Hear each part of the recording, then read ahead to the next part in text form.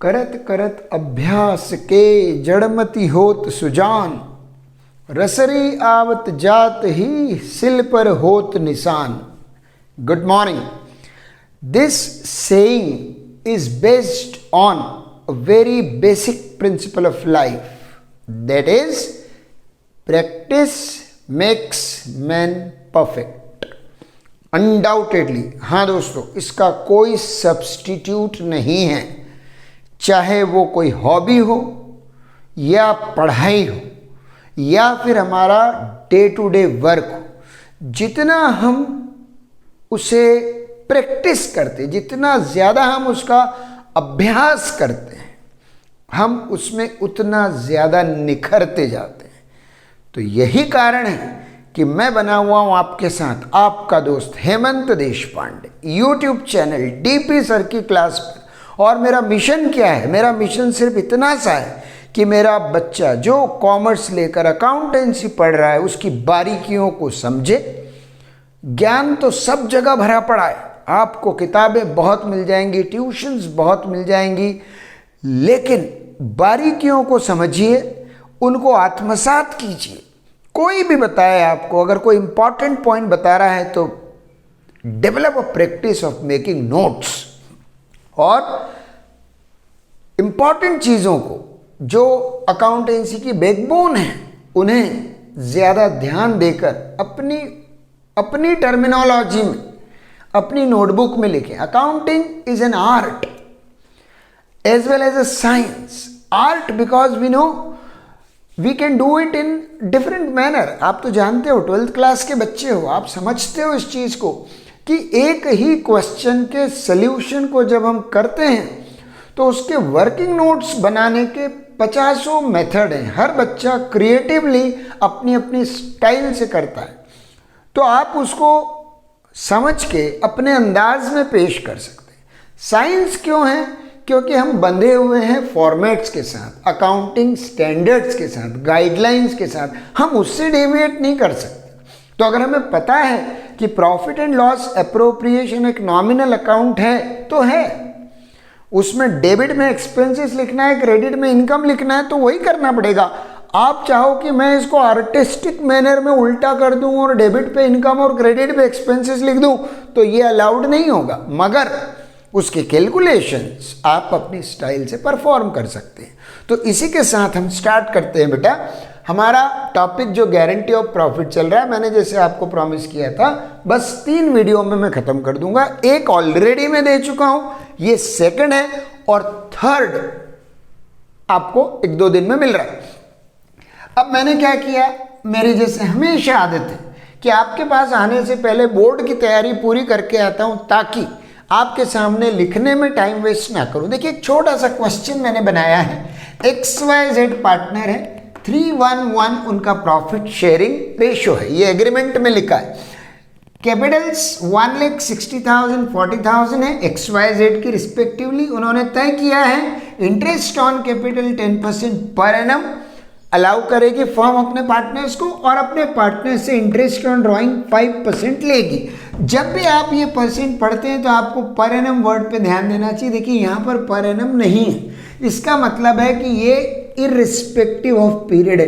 5% में अपने को P/R वाला फॉर्मूला लगाना है, T की जरूरत नहीं है।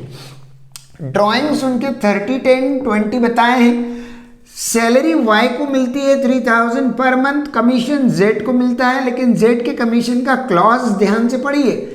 यहां पर एग्जामिनर्स आपके क्वेश्चन को टफ बना देते हैं, कॉम्प्लिकेटेड बना देते हैं। 10% of net profit after charging such commission, you know managers commission of class 11।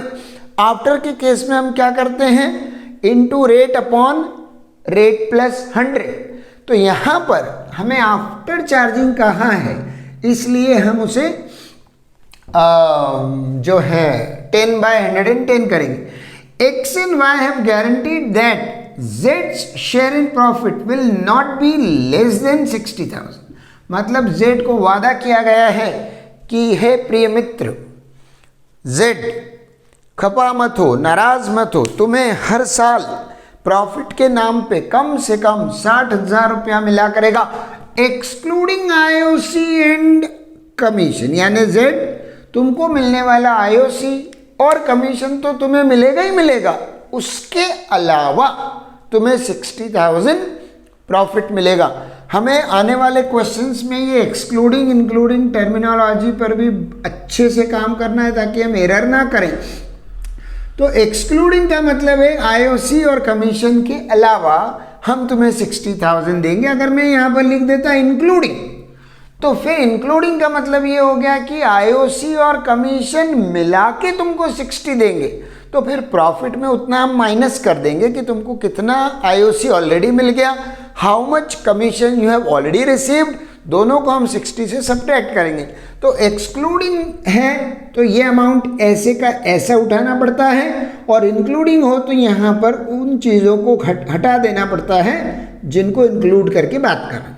अब आपको बोला है प्रिपेयर पीएनएल अप्रोप्रिएशन अकाउंट। मैं यहाँ पर एग्जांपल ले रहा हूँ कि मान लीजिए फर्म का नेट प्रॉफिट आया 2,20,000। अब देखो ध्यान से देखना बेटा, नेट प्रॉफिट का मतलब है result of PNL account, profit and loss account. तो यहाँ हम ये मान के चलेंगे कि जितनी भी चीज़ों को चार्ज ट्रीट किया जाता है उनकी entry already profit and loss account में हो गई है, और अगर बाय चांस मुझे यहाँ से यहाँ तक कोई भी चार्ज मेंशन्ड है, आपको पता होगा rent payable to partner is treated as charge, interest on partners loan is also treated as charge. इन चीज़ों की एंट्री कहाँ करते हैं हम?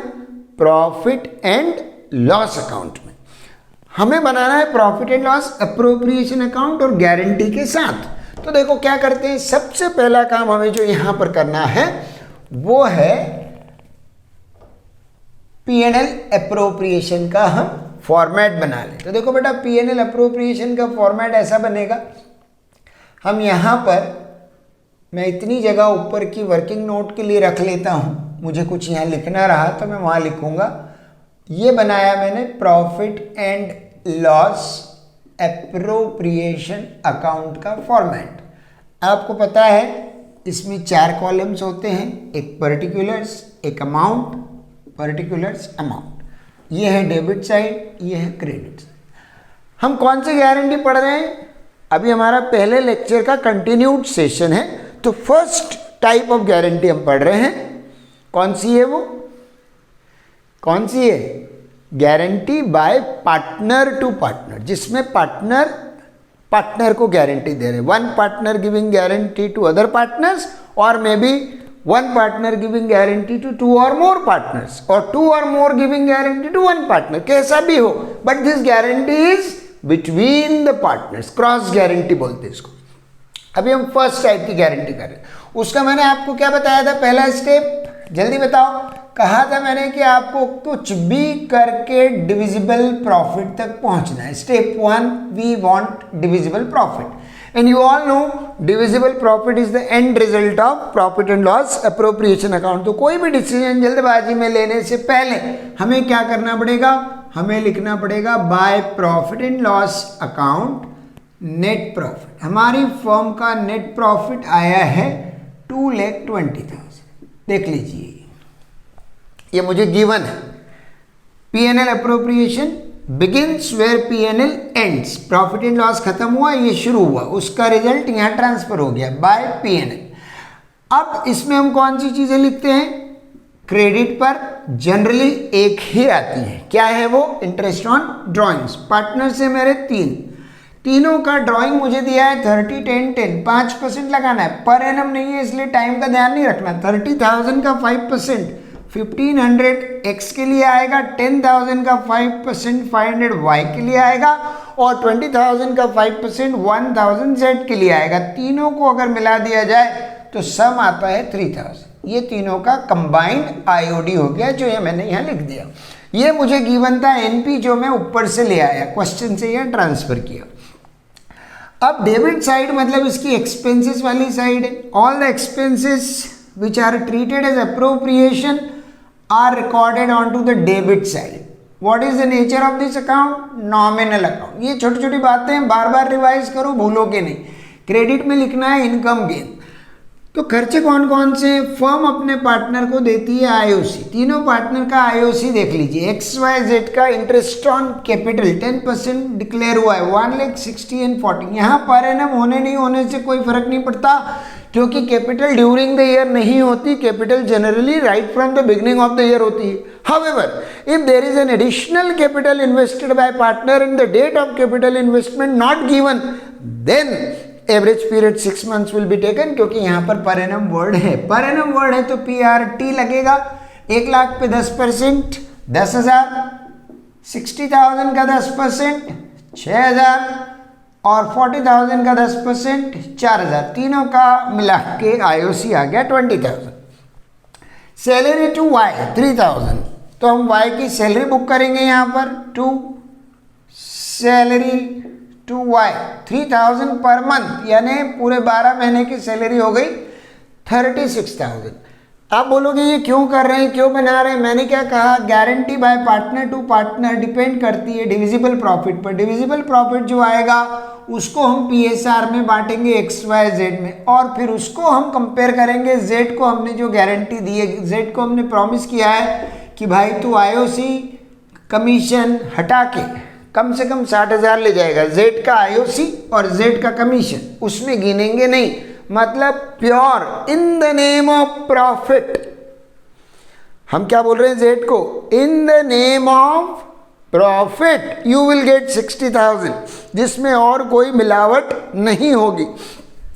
तो मेरा पहला लक्ष्य क्या है? मेरा पहला टारगेट है डिविजिबल प्रॉफिट ढूंढना, और ये डिविजिबल प्रॉफिट ढूंढने का प्रोसेस चल रहा है। अब कमीशन किसको देना है? Z को देना है, अलग से देना है, प्रॉफिट के अलावा देना है। Z को कमीशन देना है 10% of net profit after charging such commission. Read the clause. ये क्वेश्चन को गौतम गंभीर बना देता है, आप इन्हें ध्यान से पढ़ें, मुस्कुराएं, चेहरे पर मुस्कुराहट लाएं। 2,20,000 इंटू 10 बाय 110, इसको सॉल्व करोगे तो आपको मिलेगा 20,000। कोई बच्चा पूछेगा सर ऐसा क्यों किया, तो मैं आपको एक छोटा सा एडवाइस दूंगा। Go to class 11 videos, see financial statement adjustments, managers commission after and before charging such commission को रिवाइज करोगे, आपको ये समझने में मदद हो जाएगी।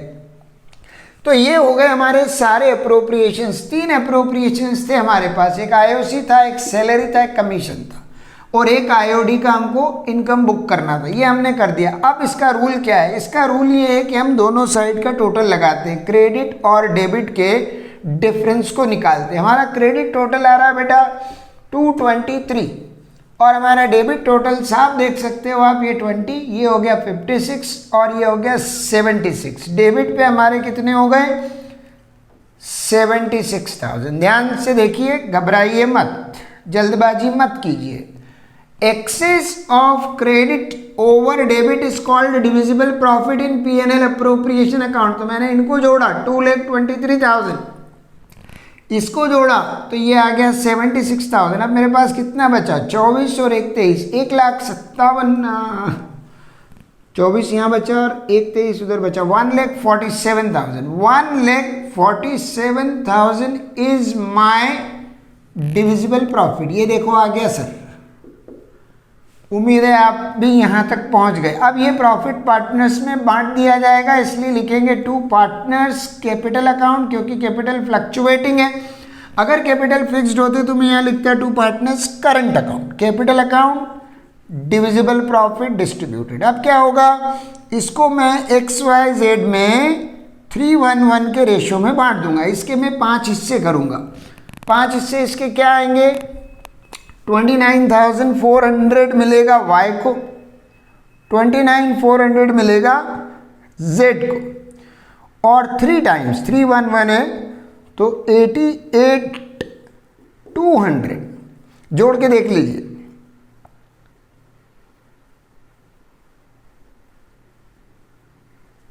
$147, ये बंटवारा हो गया। डिविजिबल प्रॉफिट मैंने बांटा तो X को मैंने दिया 88,200, ध्यान से देखिए। Y को और Z को मिल रहा है 29,400। ठीक है प्यारे बच्चों,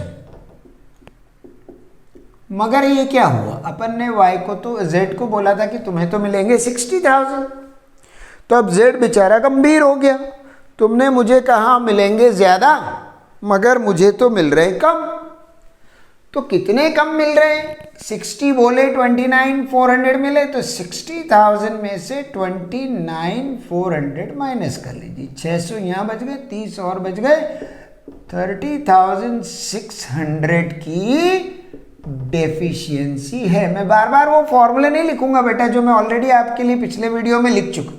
तो डेफिशिएंसी का फॉर्मूला क्या है, guaranteed amount minus actual share. तो ये मैंने तुमको प्रॉमिस किया, ये तुम्हें मिल रहा है, तुम्हारा शॉर्टेज आ रहा है 30,600 का। इस शॉर्टेज को, इस कमी की भरपाई, इस कमी की पूर्ति कौन करेगा, सोचो। Who will compensate the deficiency, right you are, एकदम सही सोचा बेटा आपने। जिसने गारंटी दी है, किसने दी गारंटी, जेड को गारंटी देने वाला कौन, जेड को गारंटी देने वाले हैं एक्स और वाई। तो एक्स और वाई अपने प्रॉफिट में से इतना रुपया निकाल के इसको देंगे। तो जेड को अगर मैं 30,600 दे दूं तो क्या आपको लगता है इसके 60 पूरे हो जाएंगे, हाँ जी हो जाएंगे।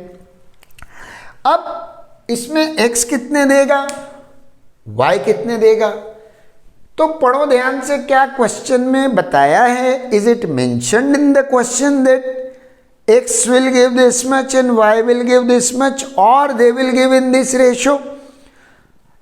हमने ऑलरेडी पूरा क्वेश्चन पढ़ा है, हमें PSR के अलावा कुछ भी लिखा हुआ नहीं मिला। नॉर्मली कुछ क्वेश्चंस में ऐसा लिखा हुआ मिल सकता है that the deficiency will be met by x and y in the ratio such and such, so and so. यहाँ नहीं गिवन है। तो यहाँ का रूल क्या बताया था पिछली क्लास में आपको, XYZ पार्टनर है, Z को गारंटी मिली है, Z को हटा दीजिए, तो जो रेशो स्क्रीन पे बचा उसी रेशो में वो उसका नुकसान पूरा करेंगे, उसके नुकसान की भरपाई करेंगे। तो अपन क्या करेंगे, 30,600 जो डेफिशिएंसी है इसके दो हिस्से करेंगे प्यारे बच्चों। There will be two parts of this deficiency, one fulfilled by X, X कितना देगा 3/4 ऑफ दिस, वाई कितना देगा 1/4 ऑफ दिस। तो करके देखिए 30,000 के 4 पार्ट अगर आप करोगे तो 7,500 प्लस 150, 7650 तो ये बंदा देगा y, यानी y के अकाउंट से मैं 7650 निकाल लूंगा और 3 टाइम्स इसका कर लेते हैं, यानी 21,000 और 650 का 3 से करा तो 1950, 22,950 ये देगा। दोनों मिला के एक बार चेक कर ले, एकदम सही आ गया बेटा। अब इसने अगर अपने अकाउंट से 7,650 दे दिए तो इसका मतलब इसने कितने दे दिए, 8 माइनस करूं तो 21,400, 21,750 इसके पास बचेंगे फाइनली, और 22,950 यानी 23 माइनस कर देता हूं मैं तो 65,250 बचेगा, 65,250। तो ये जो डिविजिबल प्रॉफिट था उसके ये 3 पार्ट मैंने यहाँ लिख दी, इसलिए डिविजिबल प्रॉफिट लिखने की जरूरत नहीं। Finally x will take home this amount, y will take home this amount and z will take home this amount. I hope the explanation is clear. बहुत अंडरलाइन करने की 2-3 बातें क्या है। बात number 1, point number 1, right, guarantee by partner to partner depends on divisible profit, therefore you have to calculate divisible profit. Point is this. Second point, if there is no separate ratio given for deficiency compensation, then the basic PSR which is given in question, that will be used for deficiency compensation. Point number 3, if the guaranteed amount is more and the actual share is less, only then the clause of guarantee is valid. मतलब यहाँ मैंने उसको वादा किया था 60,000 का और उसको मिल रहे हैं 29,400, कम मिल रहे हैं, तो यहाँ पर गारंटी लागू होगी। मगर मान लीजिए कि अगर यहाँ मैंने उसको गारंटी किया है 60 और ऑलरेडी अगर उसका शेयर आ रहा होता 79,400, तो अगर उसको एक्चुअली ऑलरेडी अपने आप गारंटीड अमाउंट से ज़्यादा मिल रहा है तो गारंटी इनवैलिड हो जाती है। उस क्वेश्चन में फिर गारंटी का क्लॉज आपको नहीं लगाना है, डिविजिबल प्रॉफिट को नॉर्मल बांट देना गिवन रेशियो में और फ्री होके निकल जाना। तो उम्मीद है ये बात आपको समझ में आई। ये 3 पॉइंट खासकर ध्यान रखिएगा। पहला पॉइंट डिविजिबल प्रॉफिट निकालें, दूसरा पॉइंट कोई डेफिशिएंसी रेशियो ना दिया हो तो जो बेसिक रेशियो उसी में ले, तीसरा पॉइंट अगर गारंटीड प्रॉफिट ऑलरेडी ज़्यादा है तो वो वाला अमाउंट ले जाएगा, लेकिन अगर एक्चुअल शेयर ज़्यादा है तो वो एक्चुअल शेयर ले जाएगा, उस केस में गारंटी की ज़रूरत नहीं पड़ती। अब बात यह है कि इसमें मान लीजिए मुझे कहा जाए कि पास जर्नल एंट्री ऑल्सो, तो जर्नल एंट्रीज बेटा इस चैप्टर में 2 तरह से डिवाइडेड है। पहला एक तो पूरे क्वेश्चन की एंट्रीज, यानी इस प्रॉफिट को ट्रांसफर करने की एंट्री, आईओडी को चार्ज करने की एंट्रीज, आईओसी के लिए, सैलरी के लिए, कमीशन के लिए, प्रॉफिट के लिए। लेकिन गारंटी ऑफ प्रॉफिट के क्वेश्चंस में जो माइंडसेट होता है एग्जामिनर का, वो आपसे सिर्फ उन एंट्रीज की डिमांड करता है या एक्सपेक्टेशन रखता है जो सिर्फ गारंटी से रिलेटेड है।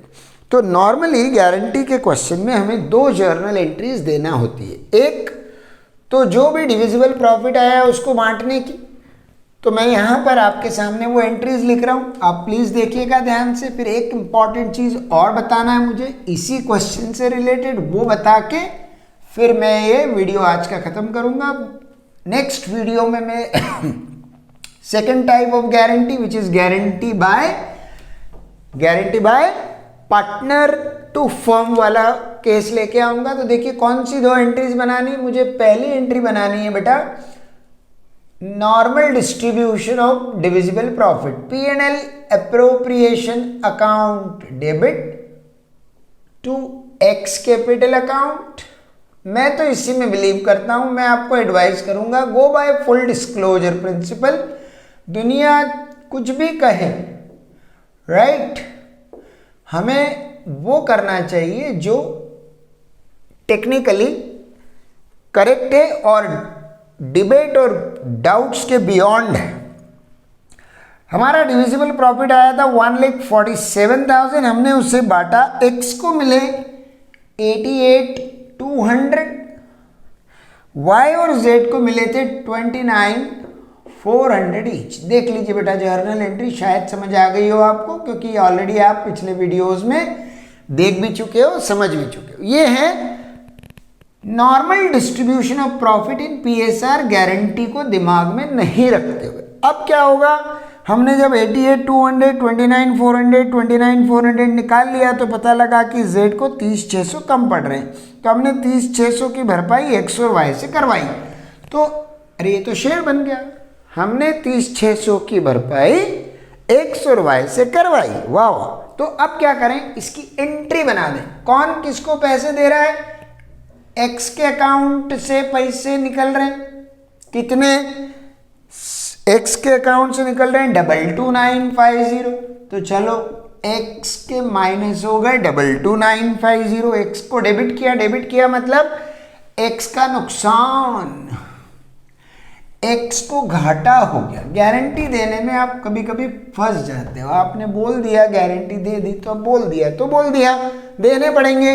वाई अपने अकाउंट से कितने रुपए निकाल के दे रहा है, जेड को 7650, तो आप लिखेंगे 7650, और जेड की तो चांदी हो गई, पैसे मिल गए, मजा आ गया उसको 30,600। लेकिन उसको ये इस बात के मिले हैं कि उसको वादा किया गया था कि तुम फॉर्म में रुको, तुम्हें 60,000 हर हाल में मिलेंगे, लेकिन बेचारे को कम मिल रहे थे तो भरपाई करके उसका 60 का काम किया। ये 2 एंट्रीज बनाए, ये अकाउंट बनाए, थोड़े बहुत वर्किंग नोट्स की ज़रूरत है, इससे ज़्यादा और कम कुछ नहीं है। आखिरी इंपॉर्टेंट बात जो मैंने आपको कही थी कि हमें ध्यान रखनी है वो ये है, एक्सक्लूडिंग की जगह मान लीजिए यहाँ पर मैं लगा देता वर्ड इंक्लूडिंग, शाबाश, मैं यहाँ पर लिखता 60,000 इंक्लूडिंग, तो दोस्तों क्वेश्चन का मीनिंग बदल जाता। तब मैं ये कहना चाह रहा हूं कि तुम्हें आईओसी और कमीशन मिला के 60,000 मिलेंगे।